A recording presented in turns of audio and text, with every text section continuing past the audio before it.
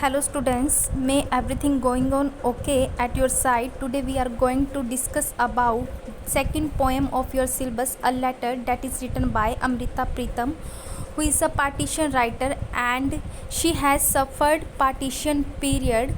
She is we can say she is partition writer and she has written love poem also. A letter is one of her most important poem and discuss करेंगे आज हम इस poem के बारे में। ये second poem है आपके सिलेबस की। इससे पहले हमने I call upon to Waris Shah poem discuss की थी, that is also written by Amrita Pritam and it is the second poem written by Amrita Pritam. Basically she is belong to Punjab. Start करते हैं पोएम। क्या कहती हैं? Me a book in the attic.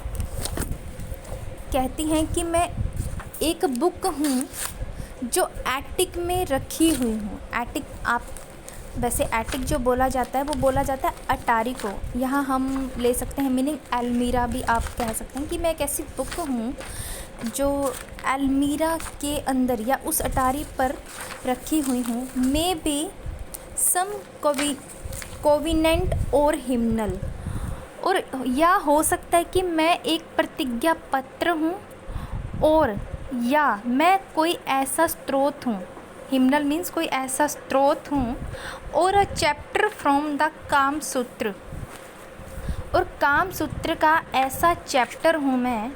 और a spell for intimate afflictions, या मैं एक intimate वेदना हूँ, एक दुख हूँ। But then it seems I am none of these, पर ऐसा लगता है कि मैं इनमें से कुछ भी नहीं हूँ। इफ़ आई वर, अगर मैं इनमें से कुछ भी होती, समवन वुड हैव रीड मी, कोई ना कोई मुझे ज़रूर पढ़ लेता। कहती हैं कि मैं एक ऐसी बुक हूँ, या तो ऐसी एक बुक हूँ जो अलमीरा में रखी हुई हूँ, या फिर मैं कोई प्रतिज्ञा पत्र हूँ, या फिर मैं कोई ऐसा स्रोत हूँ, या मैं किसी काम सूत्र का चैप्टर हूँ, या फिर मैं कोई इंटीमेट जो सूचित करता है, मैं वेदना हूँ, ऐसा एक दुख हूँ। फिर कहती हैं कि बट देन इट सीम्स, पर ऐसा लगता है कि मैं इनमें से कुछ भी नहीं हूँ। अगर मैं इनमें से कुछ होती तो अवश्य मुझे कोई पढ़ लेता। In the second stanza of the poem, Amrita Pritam says, apparently at an assembly of revolutionaries, कहती हैं कि जाहिर तौर पर at an assembly of revolutionaries, रेवोल्यूशनरीज़ कौन होते हैं? क्रांतिकारियों की एक असेंबली हुई। कहती हैं कि ज़ाहिर तौर पर क्रांतिकारियों की एक असेंबली हुई, एक सभा हुई। दे पास्ड अ रिसोल्यूशन, उन्होंने एक रिसोल्यूशन को पास किया। एंड, और I am a long hand copy of it, और मैं एक लॉन्ग हैंड कॉपी हूँ। ये जो रेजोल्यूशन पास किया गया है वो एक लॉन्ग हैंड कॉपी है। It has the police stamp on it, और इस लॉन्ग हैंड कॉपी पर पुलिस की स्टैम्प भी है। And was never successfully enforced, जिसे कभी लागू नहीं किया गया। It is preserved only for the sake of procedure, और इसे सिर्फ प्रिजर्व करके रखा गया है, इस कॉपी को सिर्फ बचा करके रखा गया है। For the sake of procedure, किसी अगले प्रोसीडर के लिए इस लॉन्ग हैंड कॉपी को, इस रेजोल्यूशन को प्रिजर्व करके रखा गया है। कहते हैं कि एक as we know that she is partition writer, यहाँ वो बताना चाहते हैं कि कुछ रेवोल्यूशनरीज़ ने, कुछ क्रांतिकारियों की सभा हुई जिन्होंने एक रेजोल्यूशन को पास किया। And I am a long hand copy of it, और वो कहती कि मैं इसकी एक लॉन्ग हैंड कॉपी हूँ। वो अपनी तुलना कर रही है उस चीज़ से, उस सिचुएशन से। कहती हैं कि it has the police stamp on it, police की स्टैम्प इस पर लग गई। पर इसे ये जो रिसोल्यूशन है ये सक्सेसफुली नहीं हो सका। ये जो संकल्प उन्होंने लिया था ये सक्सेस नहीं हो सका। And was never successfully enforce, जिसे कभी लागू नहीं किया गया। कहते हैं कि जो उन क्रांतिकारियों ने मिलकर वो रेजोल्यूशन पास किया, उसे कभी भी उस पे जो रेजोल्यूशन पास किया वो एक लॉन्ग हैंड कॉपी है जिस पर पुलिस की स्टैंप भी है, पर सही मायने में उसे कभी लागू नहीं किया जा सका। It is preserve only for the sake of procedure, और इसे सिर्फ एक नेक्स्ट प्रोसीडर के लिए प्रिजर्व करके रखा गया है। Now she says that and now only some sparrows come, कहती हैं कि कुछ स्पैरोज आती हैं, स्ट्रो